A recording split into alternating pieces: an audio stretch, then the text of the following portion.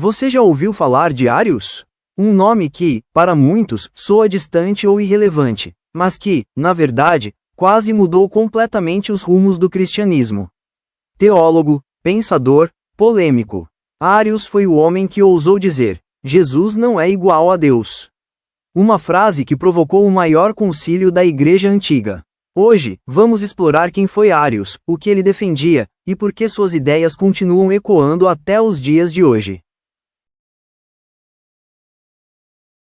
Ários nasceu por volta do ano 256 d.C., provavelmente na Líbia, mas atuou como presbítero em Alexandria, no Egito, um dos maiores centros intelectuais do mundo antigo.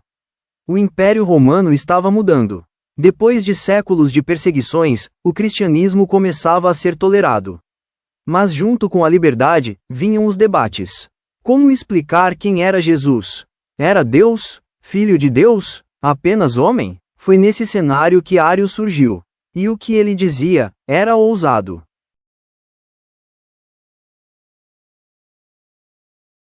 Ários defendia que Jesus, o Filho, não era eterno como Deus, o Pai. Para ele, o Pai criou o Filho em algum momento. Ou seja, Jesus teve um começo.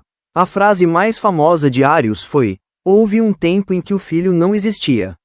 Isso significa que, embora poderoso e divino, Jesus não era da mesma natureza de Deus. Para Ários, isso não diminuía o papel de Cristo, mas protegia a unidade absoluta de Deus. Ele acreditava estar defendendo a lógica e a razão, além da fé. Mas nem todos concordavam. Em 325 d.C., o imperador Constantino convocou um concílio de bispos em Nicéia para resolver o impasse. Foi o primeiro grande concílio ecumênico da história da Igreja. A maior parte dos bispos rejeitou o ensino de Ários. Afirmaram que o Filho era, da mesma substância, do Pai, em grego, homoousios. O pensamento de Ários foi considerado heresia. Ele foi exilado. Mas suas ideias não morreram ali.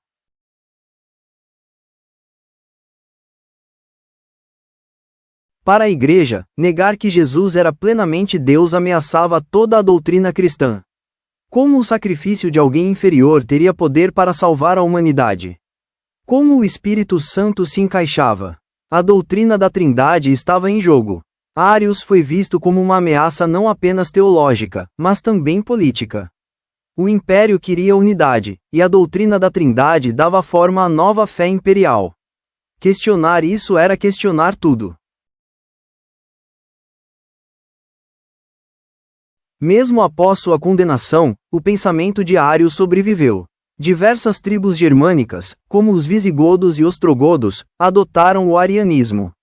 Durante séculos, essas ideias continuaram circulando à margem da ortodoxia. E hoje, grupos como as Testemunhas de Jeová compartilham pontos similares ao que Ários defendia, como a crença de que Jesus é um ser criado e não igual ao Pai. Ários pode ter perdido a batalha oficial, mas seu legado ainda está entre nós.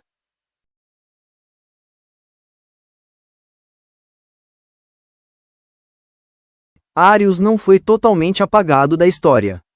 Após sua morte em 336 d.C., alguns imperadores simpatizantes com sua teologia tentaram reabilitá-lo. Durante décadas, o império ficou dividido entre arianos e trinitários. Em vários momentos, o arianismo foi majoritário nas cortes imperiais. Isso nos mostra que a ortodoxia de hoje nem sempre foi consenso. A linha entre heresia e verdade sempre foi escrita pelos vencedores da história. O nome de Ários ainda é evitado por muitos teólogos cristãos, como se seu pensamento fosse uma sombra indesejada. Mas para historiadores e filósofos, Ários representa algo essencial: a liberdade de pensar diferente dentro de uma tradição religiosa. Hoje, em tempos de polarização e intolerância, a história de Ários nos convida a refletir: o que é mais perigoso, a dúvida ou o medo de duvidar? E se o verdadeiro erro de Ários não foi sua doutrina, mas sua coragem de discordar? A história de Ários nos mostra que a fé nunca foi feita apenas de certezas, mas também de dúvidas e questionamentos. Pensadores como ele foram essenciais para o amadurecimento das ideias cristãs, mesmo quando foram chamados de hereges. Entender Arius é mergulhar nos dilemas da razão, da fé e da autoridade. E talvez, seja esse o verdadeiro valor de sua existência, provocar perguntas que até hoje não têm respostas fáceis. Obrigado por assistir ao vídeo até o final. Se você gostou, curta, comente e compartilhe. Inscreva-se no canal Essência do Saber para mais conteúdos que unem história, religião, ciência e filosofia. Até o próximo vídeo.